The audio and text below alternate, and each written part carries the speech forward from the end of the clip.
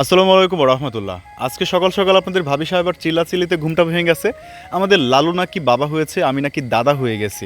দেখেন, আমার এই মুরগিটাকে 31 তারিখে কোচে বসাইছিলাম, আজকে সে অনেকগুলো বাবুর আম্মু হয়েছে।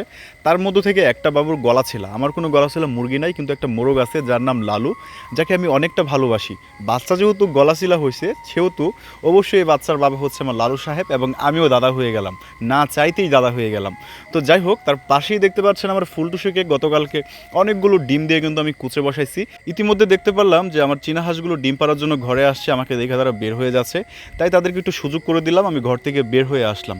তো এখন আপনারা যে বেবিগুলো দেখতে পাচ্ছেন, অনেক সুন্দর সুন্দর বেবি, তারা কিন্তু অনেকটা বড় হয়ে গেছে। এগুলো হচ্ছে আমার ফুলটুসির বেবি, তারা এখন এই ঘরে থাকে। তাদের কিভাবে পালন করেছি, কি ওষুধ খাওয়াইছি, কোন খাবার খাওয়াইছি, সকল বিষয়গুলো আপনাদের দেখিয়েছি। এখন তারা আলহামদুলিল্লাহ অনেকটা ভালো আছে। তার পাশে আপনারা দেখতে পাচ্ছেন গত 4 দিন আগে আমার আরেকটা মুরগি বাবু ফুটাইছে, অনেকগুলো বাবু, এই বাবুগুলো কিন্তু অনেকটা ভালো আছে। আজকে আমাকে প্রাণী সম্পদ অধিদপ্তরে যাইতে হবে, মূলত আমার নতুন যে বেবিগুলো ফুটছে, বেবিগুলোকে কীভাবে পালন করতে হবে সকল বিষয়গুলো জানার জন্য। তো এই যে আমার হাতে ছোট্ট একটা ব্যাগ দেখতে পারতেছেন, ব্যাগের মধ্যে এত পরিমাণে টাকা, যার জন্য আমি চেন লাগাইতে পারতেছি না ব্যাগের, কি একটা ঝামেলায় পড়ে গেলাম। এই জন্যই মনে মানুষ বলে, যার যতটুকু প্রয়োজন আল্লাহ তাকে ততটুকুই দেয়। মাত্র 1.5 লাখ টাকার ভারী আমি আমার মানি ব্যাগের চেন লাগাইতে পারতেছি না, সেজন্যই মনে হয় আল্লাহ আমাকে বেশি কিছু দিচ্ছে না। তবে যাই হোক, আল্লাহ যতটুকু দিচ্ছে ততটুকুতে আলহামদুলিল্লাহ। তো আমি আমার আম্মুকে নিয়ে বের হয়ে গেছি, কারণ আজকে ছোট্ট একটা বাইক কিনতে হবে, আমার আম্মু আমাকে গিফট করবে। তো ছোট বাইক নেওয়ার কারণটা হচ্ছে, ছোট জিনিসগুলো যত্ন করে রাখা যায়, যেহেতু আমার আম্মু দিচ্ছে, আমি চেষ্টা করবো মৃত্যুর আগ পর্যন্ত বাইকটাকে সংরক্ষণ করে রাখার জন্য। তো বাইকটা কেনার পরপরই আমি প্রাণী সম্পদ অধিদপ্তরে চলে গেছি, ওই জায়গায় ডাক্তারের সাথে পরামর্শ করলাম। ডাক্তার সাহেব অনেকগুলো গুরুত্বপূর্ণ পরামর্শ দিয়েছে, তা অবশ্যই আপনাদের জানানোর চেষ্টা করবো ভিডিওর শেষে দিকে।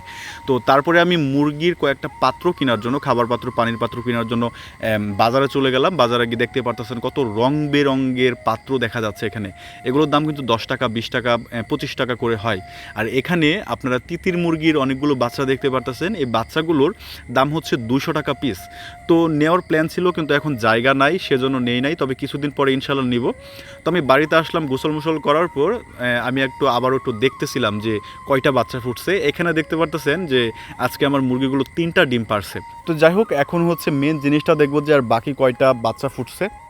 তো এখন দেখেন অনেকগুলো বাবু ফুটছে, তার মধ্য থেকে আরও একটা খুশির খবর আছে, তা হলো আমার আরও একটা গলাশিলা বাবু হয়েছে, মানে লালু 2টা বাবুর আব্বা হয়ে গেছে, মানে আমি 2টা বাবুর দাদা হয়ে গেছি। তো যাই হোক, দেখেন বাবুগুলো কিন্তু অনেকটা কিউট, অনেক সুন্দর দেখা যাচ্ছে। তাদেরকে কালকে থেকে আমি ঔষধ বলেন এবং খাবার বলেন এগুলো খাওয়াবো। তো এখন বলি ডাক্তার সাহেব কি বলেছিল। ডাক্তার সাহেব বলেছে যে মুরগিদের ক্ষেত্রে মূলত অ্যান্টিবায়োটিকটা প্রয়োজন হয় না এই আপনার ব্রুডিং পিরিয়ডে। মূলত আপনি প্রোবায়োটিক দিতে পারেন। প্রোবায়োটিক মানে হচ্ছে আপনি ভিটামিন দিতে পারেন, যেমন রেনা ডব্লিউএস আছে, এগুলো দিতে পারেন, মাল্টিভিটামিন দিতে পারেন, নর্মাল যে মাল্টিভিটামিনগুলো।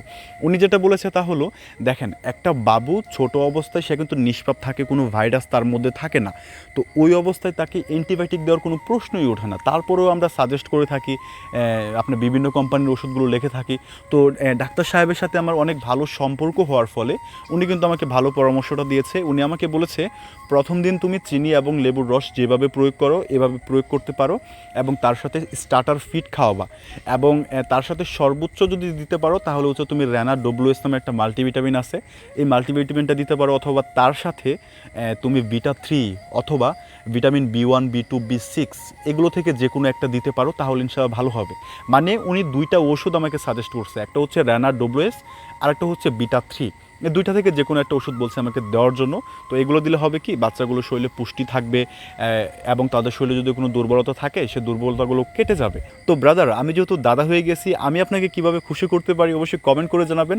আর আপনি যদি আমাকে খুশি করতে চান, ভিডিওটিতে একটি লাইক দিয়ে আমাকে পরবর্তী ভিডিওগুলো করার উৎসাহ জাগাবেন। সকলে ভালো থাকবেন, সুস্থ থাকবেন, টাটা, আল্লাহ হাফেজ।